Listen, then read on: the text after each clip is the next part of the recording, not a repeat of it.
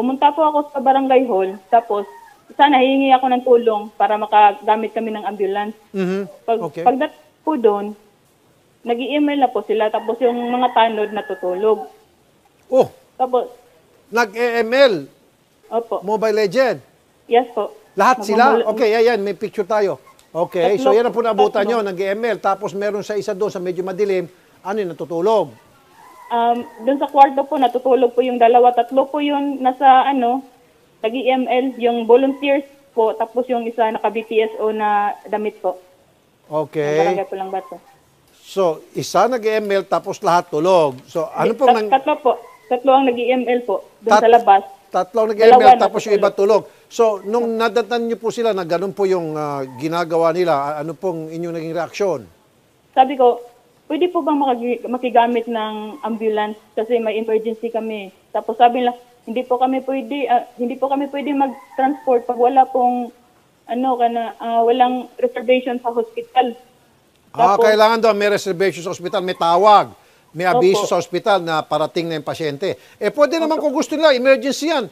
Kung gusto nyo talaga, pwede naman on the spot, dalhin na lang doon kahit na walang abiso. Kaya nga emergency. Alam ba naman ba abiso ka pa, emergency na nga. Anyway, sige po. So yun po ang ginawa nila, binigyan nilang palusot sa iyo. Pangalawang palusot po, walang brake daw po yung ambulance nila. Walang Kaya driver? Walang brake. Walang brake? Okay. Okay. Tapos sabi ko, pwede bang makigamit ng telepono para makatawag ako ng hospital? Kasi may signal po dito. Ngayon nga po, lang po kami, pawala-wala pa yung signal sa dito, cellphone. Sabi ko, magpita ko para makapareserve ako ng hospital para madala niyo po kami. Kasi may mga sasakyan naman po doon eh. May iba pang sasakyan doon sa barangay? Opo. Yun, may picture po kami. Okay. So, ano na po yung ibang sasakyan doon? Kanino na yun? Sasakyan ng barangay o pag-aari po ng isa sa kanila? Hindi po, sasakyan po ng barangay po lahat. Sasakyan ng barangay. So ma'am, nadala niyo pa ba sa ospital yung tatay niyo? Hindi po, hindi na po nga nakauwi sa bahay, sir. Okay, so hindi na po nakauwi sa bahay. Ibig sabihin, doon na mismo sa may damuhan, doon na siya nalagutan ng hininga, unfortunately. Malapit na po sa bahay namin, sir. Kasi pinilit po niya maglakad kahit nanghihina na po, sir, para lang makauwi sa bahay. Kasi hindi ko po siya maiwan doon sa damuhan habang naghahanap po ako ng signal, magtatawag ng mga hospital. Ma'am, okay, first things first. Bakit po yung mga tanod ninyo, ma'am, ay nag-EML sa halip na dapat nag-duty at gising na gising para in case of emergency tulad nito, nilapit ni Belmar, kaya agad-agad na napakinabangan sila, nagawa nilang kailang trabaho? Ano po, Sedol po, galing sila robing, para hindi makatulog, naglalaro. Sabi nila, naglalaro lang kami, Kap. Yung iba, pinupuyat na talaga kasi magro-robing kami dahil sa kami ngayong Ma'am, regardless, kahit na po sila ay pagod na pagod, pero kung narinig nila emergency, life and death situation, yung inilapit sa kanila, dapat meron pa rin silang lakas na para umaksyon, para tumayo, and then banda rin yung ambulansya o kung ano man sasakyan available, itakbo po yung pasyente papuntang emergency.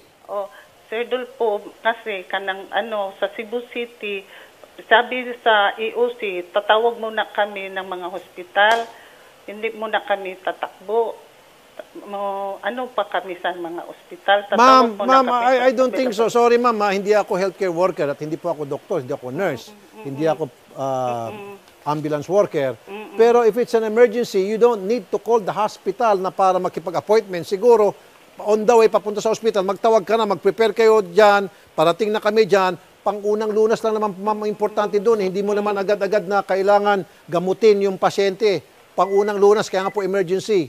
Kaya hindi na kailangan ng appointment. So pagdating doon sa ospital, alam na ng doktor, parating na yung isang pasyente dyan, mabigyan nila ng pang-unang lunas. Yun po yun. Point. Tapos ma'am, isa pa, pangalawa, yung inyong ambulansya raw, sira ang brake, hindi nyo ba monitor yun na kailangan ambulansya yun dapat nasa top condition all the time? Ano pong kaso pwedeng mai-file administratibo laban sa mga tanod at kasama rin ba si Chairwoman dito, Yusek? Kasama mo si Chairman dyan, dereliction of duty yan. At dun sa tanod, ganun din. Dereliction of duty nila yan. Lalo-lalo na ngayong pandemya, meron kaming order sa kanila.